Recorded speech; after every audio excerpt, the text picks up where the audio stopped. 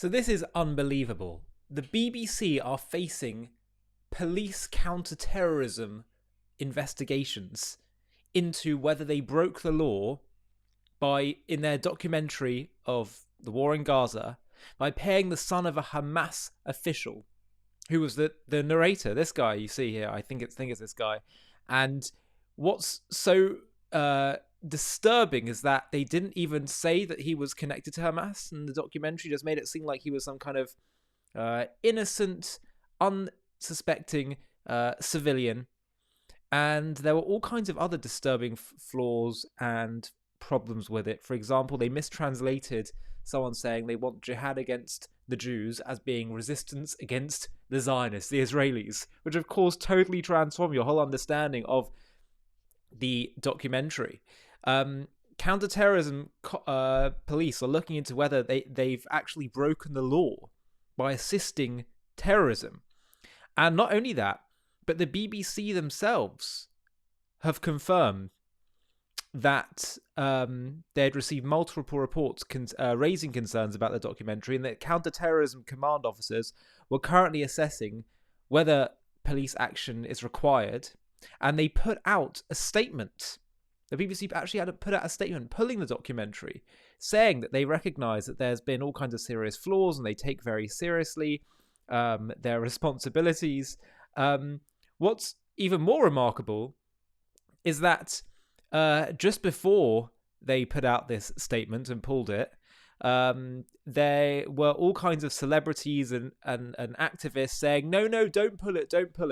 And of course, now they are all having egg on their face and looking basically like they're just deeply anti-Israel, pro-Hamas, because what they are saying is that no, we don't care that this is clearly Hamas propaganda, and it's disgraceful. But I want to unpack a few things with you about this documentary.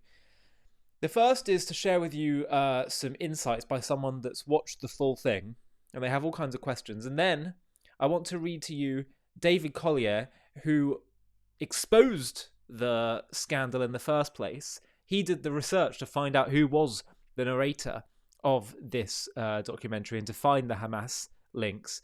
And he kind of responded to the BBC's statement, and I want to share that with you. But first of all, there's an account called Cheryl E., which is on Twitter and has asked some important questions about this documentary. She said, I watched the hour-long BBC documentary, which was removed, and I'll offer my honest review of what I saw and noted. The documentary has the who's who of Pallywood actors featuring throughout.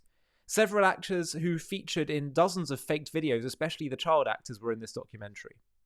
As already exposed, the main character is the son of a Hamas commander. His claims of living in squalor and struggles are so false it was hilarious. There has been absolutely no famine, none. Throughout the documentary, you hear various kids saying how hungry they are, how much people are starving, while simultaneously the entire hour shows markets filled with unlimited food, and even a little girl who became a superstar by starting her own cooking podcast. Nobody was starving or even remotely hungry. They had more food than they knew what to do with. Several scenes were fake, aside from the fire scene, which has already been debunked, which featured the infamous FAFO. There were scenes of Gardens pretending to be shot by Israeli snipers, which had no gunshot, no evidence of the IDF anywhere, no blood, no injury. And as soon as they fell, they forgot the camera was still rolling and just got up and carried on. Back to that fire scene, the IDF stated that they attacked Hamas terrorists who had stored a large cache of weapons near the Al-Aqsa hospital, and that the fire was caused by the explosion of the weapons cache. The Gazans and Hamas denied it. However, in this very documentary, the idiots show the full scene of the secondary explosions of the weapons cache that is clearly seen, in which the direction of explosion matches where the fire took place. Then the fire scene itself was used as an entire strategy, where in the documentary you can actually see the film scenes are staged and faked by not a single person actually fighting the fires. Nobody is sweating, and the one person dragged out of a burning fire had a scratch. No burns or soot or dust or smoke inhalation or anything you'd expect from a fire. The scenes in the hospital were staged and extremely amateur. The amputation scene was hilarious, where a doctor is seen holding an arm that was not that of a child and was clearly not even real, while he states that the child was brought in. 90% of his arm was mutilated and amputated, yet the arm he held up was unscathed with no blood. There was literally no blood anywhere, even on the utensils used to operate on a severed arm.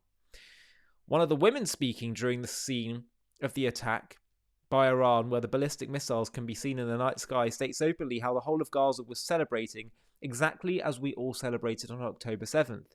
Then follows that revelation by saying that they had known Israel would retaliate, they wouldn't have celebrated. What did they expect? The entire documentary is meant to be from the viewpoint of the children of Gaza, yet not one of the scenes throughout shows any Hamas or other terrorist group fighters anywhere, except the entire ending, which shows hundreds of fully armed terrorists in uniform during the hostage release. This shows the terrorists have deliberately been wearing civilian clothing to make the world think the only casualties are civilian. Also, some kids talk about their schools and education as if they studied normal subjects in an attempt to whitewash the crimes of UNRWA. But tellingly, in one scene where a child talks about a school being hit by the IDF, he states, the IDF said they were hitting a Hamas command center, but Hamas says this wasn't true.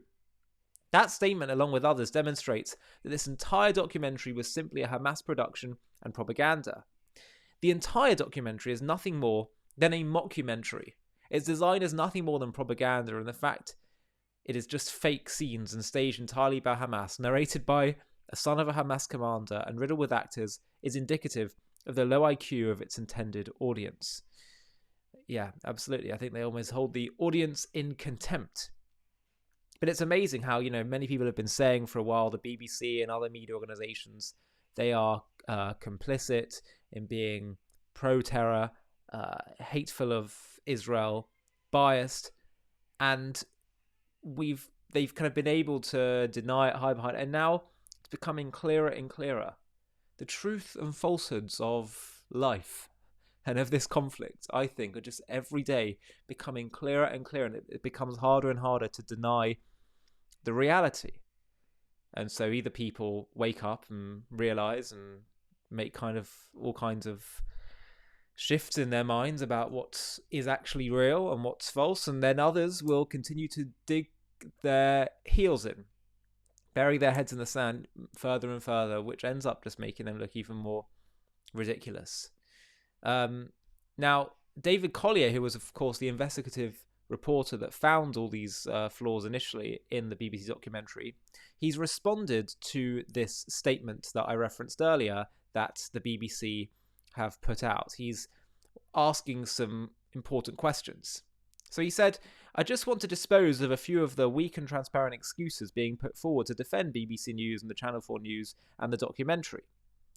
Number one, it's very difficult to verify news coming out of Gaza, they say.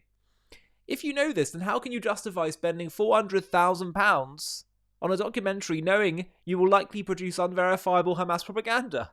In other words, the BBC is contradicting its own decision-making. Number two, there are no foreign journalists in Gaza, so we couldn't check the information. We did ask nicely several times if the family was Hamas. The information was found by a bloke living 10 miles from BBC HQ who had nothing more than the computer and motivation to find the truth. That's unbelievable. That, of course, is being David himself. Then he said, their third comment, he was just an agriculture minister, only dealt with potatoes. He is Hamas. Read his CV. He also spent 10 years driving Hamas education in the Gaza Strip. He was part of the indoctrination and radicalization system that turns children into Jew-hating terrorists. Number four, quote, many people were there before Hamas took over, so they just carried on with their jobs. This from The Guardian. How can these people call themselves journalists? Publicly available information tells you the father went to Gaza in 2011, long after Hamas was already in control. Number five, the documentary gave a platform to unheard voices. It is vital we got to hear them, even if there was a risk. Every single one of the key actors in the BBC documentary had featured in international media before the documentary was made. There was no unheard voice at all. 6. It is right that Jew is mistranslated as Israeli, says Azawad Stanley. The BBC need to translate with context. The Arabs in Gaza said the word Jew and meant the word Jew. It is somewhat racist for people to think Gazans cannot say what they mean. More than that, it gets to the heart of the conflict that they say it has to be Israeli and not Jew, because if you want to say that actually the Palestinian cause is based on age-old anti-Semitism, then your whole narrative that it's just about self-determination and human rights and statehood crumbles. It's finished. It's over. So you have to keep up the myth that it's not about the Jews. Even though we had recordings of an October 7th terrorist calling his mums and dad saying, "Mum and Dad, I've killed a Jew." And they say, "Allahu Akbar." And you want to tell me this is just about the Zionists and politics? This is a religious, ideological hatred. It's really not complicated.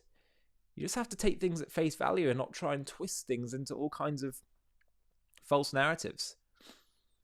Number 7, the father is only a side figure. He's not really Hamas. No, he's literally part of a family that co-founded Hamas alongside Sheikh Ahmed Ismail Hassan Yassin. In a clan-based society, he is Hamas royalty. It is like nobody does any research, as David said. Well, absolutely right. And as I keep saying, things are becoming clearer and clearer by the day. It's just a question of whether we wish to open our eyes to see it. Hi, thank you so much for watching. To watch another one, click here. To stay up to date with all our content, click here to subscribe. And if you're able to, you can help support JTV to grow and grow by clicking join below this video, where you can become a member and get perks including early access to videos and private live discussions with me. But most of all, you'll be partnering with us on our mission to change the world.